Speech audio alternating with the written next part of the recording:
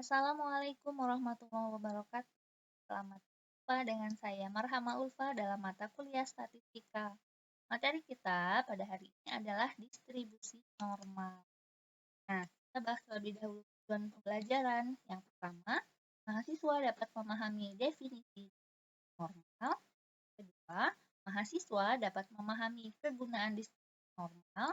Yang ketiga, mahasiswa dapat memahami cara menghitung hasil distribusi normal. Nah, distribusi normal itu adalah distribusi yang paling penting di antara distribusi yang lain. Dalam hal ini, kurva distribusi normal mempunyai bentuk setangkup seperti lonceng. Tadi lihat gambarnya ya, bentuknya seperti lonceng. Nama lainnya adalah distribusi Gauss karena penemunya adalah Gauss. Nah, dalam hal ini bisa juga disebut kurva normal atau kurva topi orang Meksiko. Kenapa? Karena bentuknya seperti topi orang Meksiko. Ya, disebutlah demikian. Nah, ini bentuknya bisa seperti lonceng, juga seperti topi orang ya normal ya. Kita lanjut. Secara teorema, distribusi normal bisa dicari dari rumus Z sama dengan X dikurangi U dibagi rho. Nah, dengan X di sini adalah nilai atau data. Kemudian U di sini ini seperti huruf M ya, namun dalam lambang matematika ini adalah rata-rata. Kemudian bawah ini rho. Rho-nya adalah simpangan baku atau deviasi baku atau standar deviasi. Jadi ada 3 nilai rata-rata dan simpangan baku. Berikutnya, dalam hal ini sebenarnya nilai Z itu bisa dicari dari ini P ini peluang ya, X-nya di antara A sampai B bisa dicari dari rumus integral. Tapi biasanya kalau menggunakan rumus integral itu kan hasilnya cara menghitungnya agak rumit. Sehingga lebih mudah kita menghitungnya dengan cara mencari atau melihat di tabel kurva normal baku. Tabel kurva normal baku. Note ya. Berikutnya saya contohkan yang pertama yaitu hitung luas daerah di bawah kurva yang dibatasi sebelah kiri Z sama dengan 1,23. Nah, yang perlu diperhatikan di sini adalah sebelah kiri ya. Karena yang diminta sebelah kiri, maka kita gunakan, kita hitung berdasarkan tabel. Lihat tabel di sini. Nah, kita lihat di tabel. Ini tabel yang saya gunakan adalah tabel kurva Z atau tabel distribusi Z atau tabel distribusi normal yang nilai Z-nya itu dimulai dari negatif 3,4 sampai positif di sini ya, positif 3,4. Jadi ada 2 jenis tabel, ada yang tabel yang ada negatifnya seperti punya saya ini, ada juga tabel yang semuanya positif. Jadi cara melihatnya juga berbeda. Jika tabel kalian seperti tabel saya, berarti cara melihatnya atau cara menghitungnya dengan cara menghitung saya. Tapi kalau tabel yang kalian miliki semua nilainya itu positif, nilai Z-nya seperti itu, maka cara menghitungnya atau cara menentukan luasnya agak berbeda. Dalam hal ini, bagi kalian yang tabelnya sama dengan saya, silahkan ya. Tadi nilai Z-nya min 1,23. Nah, kita lihat Z min 1,2 itu di bawah sini.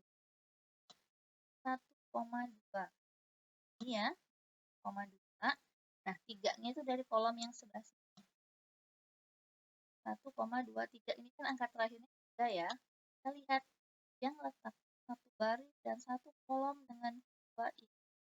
Posisinya, dia hasilnya adalah 0,103. 0,0,1 sama. Nah, contoh yang berikutnya yaitu cari luas daerah bawah kurva normal yang dibatasi oleh Z sama dengan 0 dan Z sama dengan 1,14. Nah, ya. daerahnya di antara Z sama dengan 0 dan Z sama dengan 1,14.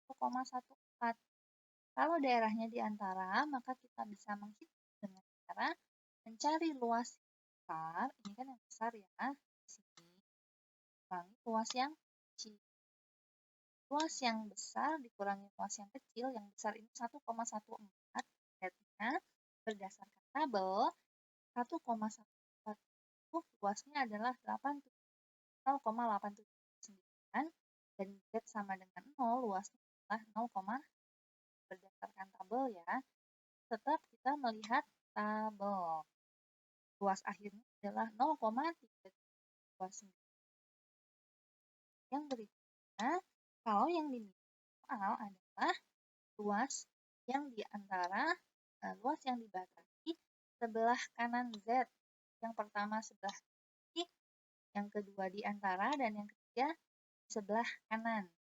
Jika yang diminta luas sebelah kanan, Z-nya 1,84, coba kita lihat ya, 1,84. Nah, 1,84 di sini 1,8 dan 4 di sini ya. Dari nah, di sini 1,84 luasnya adalah 0,96. 0,96. Nah, kalau yang diminta luas sebelah kanan, berarti cara menghitungnya adalah ada rumus di sini 1 min luas sebelah kiri. 1 dikurangi luas sebelah kiri tadi berdasarkan tabel adalah 0,96. Sehingga 1 min 0,91 adalah 0,0329. Bedanya kalau yang ditanya luas sebelah kiri itu hasil berdasarkan tabel. Kalau yang diminta di antara, maka luas yang besar dikurangi luas yang kecil. Kalau yang diminta luas sebelah kanan, maka bisa dicari dari 1 min hasil tabel. Di sini ya, 1 min hasil tabel. Artinya jangan lupa. Lanjut ke contoh 6. Contoh 6 ini soal cerita ya. Belum diketahui nilai Z, sehingga kita cari dulu nilai Z berdasarkan rumus. Jadi rumusnya adalah E dikurang itu salah bagi sama rho. Di sini rata-ratanya adalah 160, berarti itu. Kemudian standar deviasinya adalah 4, berarti itu rho. X itu adalah yang diminta di soal. Untuk soal A, 166 ini adalah X-nya. Soal yang B berarti yang ini 150 karena ada 2, berarti ini X1, 165 ini sebagai X2. Kita bahas dari. Nah, yang pertama kan X-nya itu 166 ya. Masukkan ke dalam rumus ini, berarti 166 dikurangi 160, 6. Cari dulu hasil bagi 4 ya. Kita ketemu nilai Z 1,5. Nah, karena yang diminta luas sebelah kanan, sini sebelah kanan tadi kan rumusnya 1 min hasil dari tabel ya. Nah, kalau Z-nya 1,5, luas di tabel adalah 0,9332. Sehingga 1 min hasil tabel adalah 0,0668. Nah, ini tinggal kita kalikan dengan jumlah mahasiswa. Tadi jumlah mahasiswanya adalah 2.000 orang. Sehingga banyak mahasiswa yang tingginya lebih 66 adalah 134 orang. Ini buatan ya. Karena jumlah orang, jadi harus kita buatkan. Untuk yang B, sama. Kan tadi X1-nya 150, X2-nya 165. Masing-masing kita cari nilai Z-nya, sehingga kita punya dua nilai Z, ada Z1, ada Z2. Kemudian karena di antara, berarti kita mencari luas yang besar, ini luas ini berdasarkan tabel, dikurangi luas yang kecil.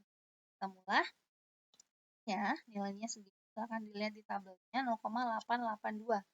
Dikali dengan jumlah mahasiswa keseluruhan, 2.000 orang. Sehingga didapat banyak mahasiswa yang tingginya di antara 150 dan 105 adalah 1.170 orang. Ini berdasarkan pembulatan. Jumlah. Sudah ya cara